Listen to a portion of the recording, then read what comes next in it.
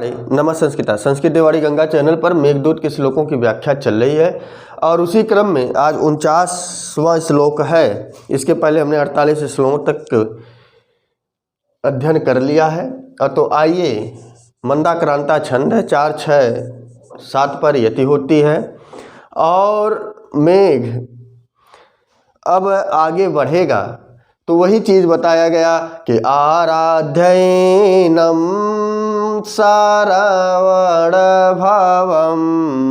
हमारे साथ बोलिए, आराध्यैनम सरवण भवम देवमुल्लंघिताद्वा सिद्धद्वन्द्वये जलकणभयात् वीणेभिर्मुक्तमार्ग व्यालम्बेथा सुरभितनया लम्भजामान एष्यन् श्रोतोर्मूर्त्या भुवि परिणतां रन्ति देवस्य कीर्तिं। तो इस श्लोक के माध्यम से बताया गया कि यह जो 10पुर के राजा रंतिदेव हैं, उनके मानेसन, उनके कीर्ति को मानेसन सम्मान करना। यहाँ बताया गया कि हे मेघ, जब तुम आगे बढ़ोगे तो आगे 10पुर के राजा रंतिदेव मिलेंगे, उनके कीर्तिम का सम्मान करना। तो रंतिदेवस्य कीर्तिम मानेसन, क्लियर हो गया कि उनके कीर्ति का सम्मान करना। हाँ, यदि वीडियो पर पहली बार है तो वीडियो से जुड़े लोगों तक शेयर करें। आप शेयर नहीं करते तो पहले शेयर और लाइक अवश्य करें। तो आइए हमारे साथ पढ़िए कि शरण भवम, और यहाँ पर दिया है एनम, आराध्य और एनम शब्द था अर्थात द्वितीय विभक्ति एक वचन का, तो वह है सूत्रों के द्वारा जो है ईद का एन आदेश हो जाता है तो एनम बन गया कि एनम शरण भवम देवम, अर्थात इस प्रकार श्रवण भवम अर्थात सरकंडों के जंगलों से उत्पन्न। तो सरकंडों के जंगलों से या सरकंडों से कौन उत्पन्न हुए? भगवान कार्तिकेय। तो इस प्रकार भगवान सरकंडों के बीच से उत्पन्न देवम कार्तिकेय, वह भगवान सरकंडों के बीच से उत्पन्न कार्तिकेय करना क्या है कि आराध्य, उनकी आराधना। आराध्य अर्थात सरकंडों के भवन या सरकंडों के जंगलों से उत्पन्न भगवान कार्तिकेय की आराधना के लिए दिया है वीण भी। यहाँ अलग करेंगे तो भयात वीण भी अर्थात वीणा के द्वारा सिद्ध द्वंद्वई। सिद्ध द्वंद्वई माने जो सिद्ध दंपतियां अपने बीड़ों के माध्यम से या बीड़ों से सुर लय ताल अर्थात बीड़ों से संगीत को छेड़कर भगवान कार्तिकेय का आराधना करते हैं। और जब तुम मेघ उस रास्ते में जाओगे या अर्थात उनके रास्ते में जब तुम पढ़ोगे तो जल कण भयात, तुम्हारे जल कण अर्थात जल बिंदु के भय से कि यदि जल की बूंदे इस वीणा पर गिर गई तो वीणा खत्म हो जाएगा, वीणा नष्ट हो जाएगा, वीणा जो है खराब हो जाएगा। इसीलिए लिखा है जल कण भयात।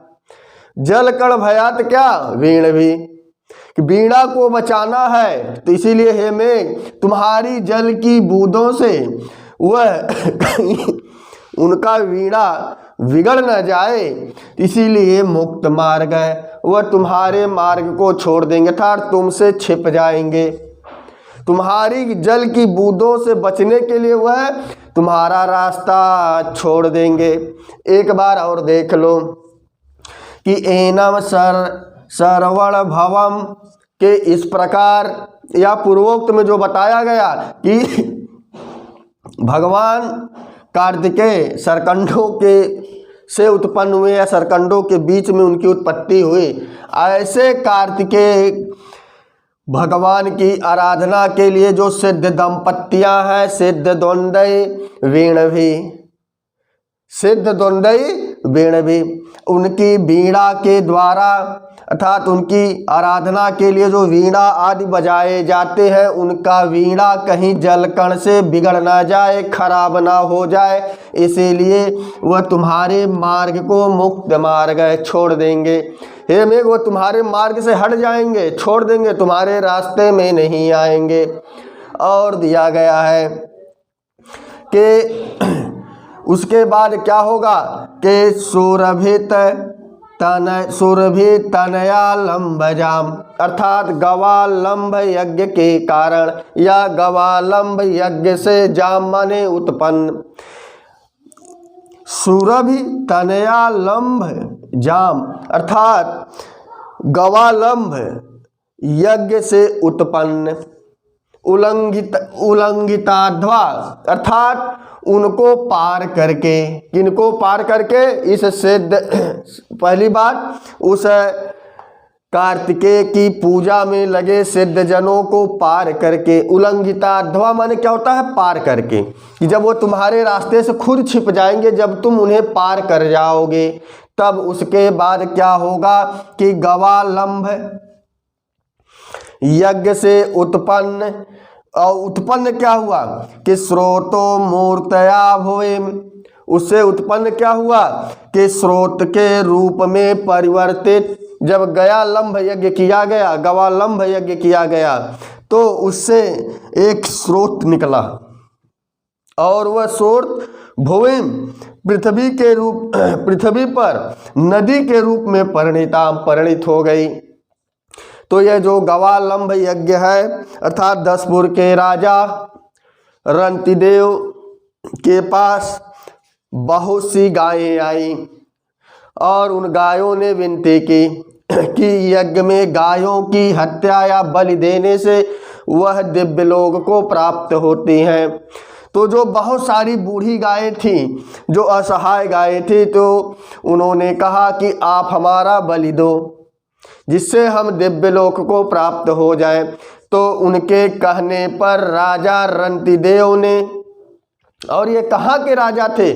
10पुर के राजा थे। तो राजा रंतिदेव ने गवालंब यज्ञ प्रारंभ किया, और उस गवालंब में उन गायों के चर्म से, उनके चमड़े से इतनी रक्त की बूंदें बही कि एक स्रोत खुल गया। स्रोत माने एक बहाव आ गया रक्तों का।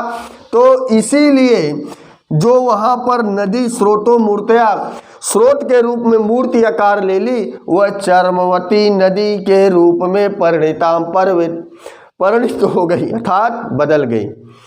इसीलिए उस नदी का नाम चर्मवती नदी पड़ गया, क्योंकि चमड़े की बूंदों से रक्त का इतना प्रवाह बढ़ा कि एक नदी बहने लगी। इतनी गायों की हत्या हुई कि वहाँ नदी बहने लगी। यही उस रंतिदेव की कीर्ति है कि वह असहाय बूढ़े गायों को दिव्यलोक में पहुँचाया था, उन्हें मुक्ति प्रदान की। तो यही उस रंतिदेव की कीर्ति की बात कर रहा है। शुरुआत में बताया ना कि रंतिदेव की कीर्ति को सम्मान करना।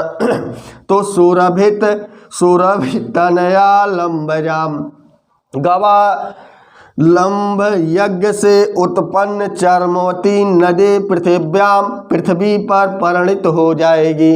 अर्थात गवालंब यज्ञ से जो खून निकला, जो खून की बहुत सारा समूह निकली, इतनी गाय की हत्या की गई, उससे एक नदी बह गई, और वह नदी भूमि पर एक नदी के रूप में परिवर्तित हो गई। भूमि परिणिता दिया है, तो भूमि पर नदी के रूप में परिणित हो गई, और उसी नदी का नाम चर्मवती नदी है।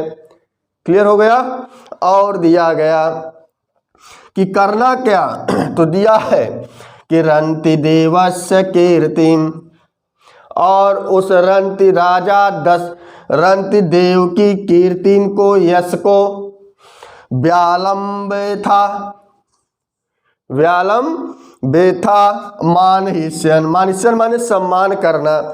बे उपसर्ग है, आंग धातु है, लंब शब्द है और वेदलिंग में था से जोड़कर व्यालंबेथा बन गया।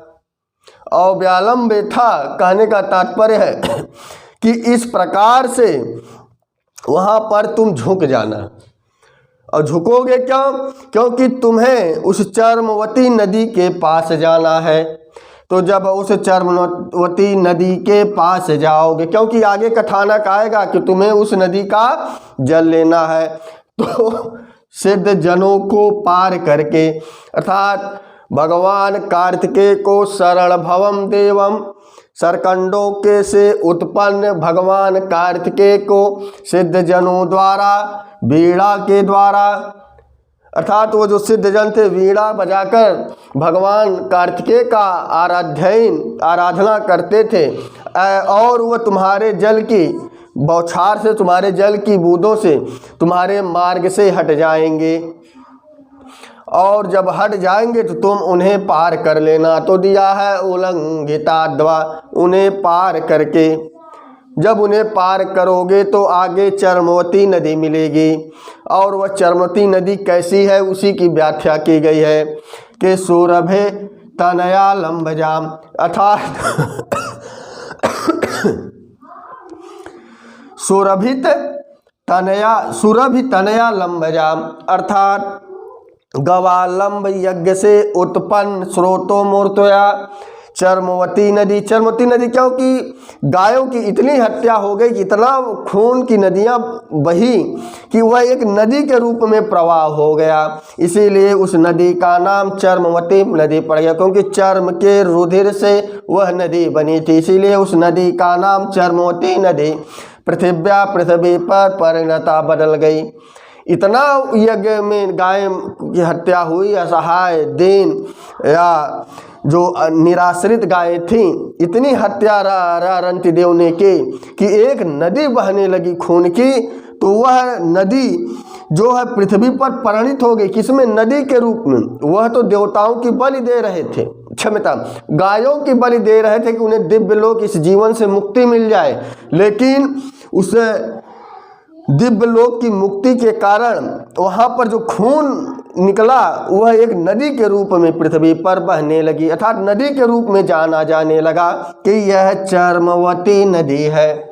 और यही कीर्ति का तुम उसे, अर्थात उस राजा रंतिदेव की कीर्ति का सम्मान करना। और सम्मान कब करोगे? तो व्यालंबे था, जब उसके पास तुम जाओगे। हे मेघ, ऊपर ऊपर न निकलना, आगे चर्मवती नदी पड़ेगी, तुम्हें वहाँ से जल लेना है, आगे के श्लोक में आएगा।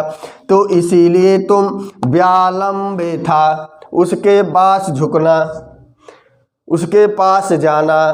तो लंब माने आधार होता है या झुकना भी होता है। तो वी आंग, वी उपसर्ग लगा है, आंग लगा है तो व्या बन गया, ई का यह हो गया।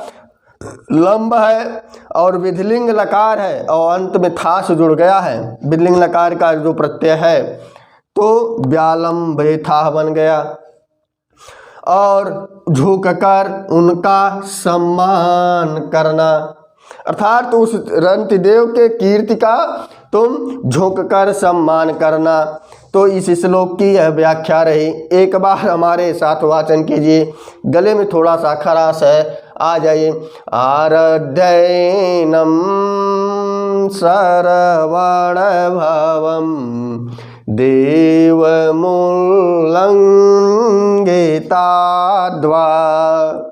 सिद्धद्वन्द्वये जलकणभयात् वीणभिर्मुक्तमार्ग व्यालंबे था सुरभितनया लंबजामान ईशन स्रोतो मूर्त्या भोवे परिणताम रन्ति देवाश कीर्तिम। कभी कभी पूछ देगा कि रन्ति देव के कीर्ति क्या है, तो वही उन्होंने गौ यज्ञ किया था, गवालंभ यज्ञ किया था। उस गयालंब में इतनी गायों की बलि दी गई कि उनके चर्म से निकली जो खून थे, जो बूंद टपक रहे थे, एक नदी के रूप में परिणित हो गए और उसी नदी का नाम चर्मवती नदी पड़ गया। क्लियर हो गया। और बताया गया यहाँ पर आराध्य ही देख ले। आराध्य माने पूजा पाठ के लिए जो सिद्धजनों के द्वारा वीणा के द्वारा पूजा पाठ किया जाता है, उनका वीणा कहीं खराब ना हो जाए, इसलिए वह आपके मार्ग को छोड़ देंगे। और जब इसको उल्लंघिताद्वा, जब इसको तुम पार करोगे, अर्थात उस सिद्धजनों को, कार्तिकेय को पार करके जब उससे आगे बढ़ोगे तो आपको रंतिदेव की कीर्ति दिखेगी। इसीलिए उनके यश का तुम सम्मान करना, उनके लिए तुम झुकना।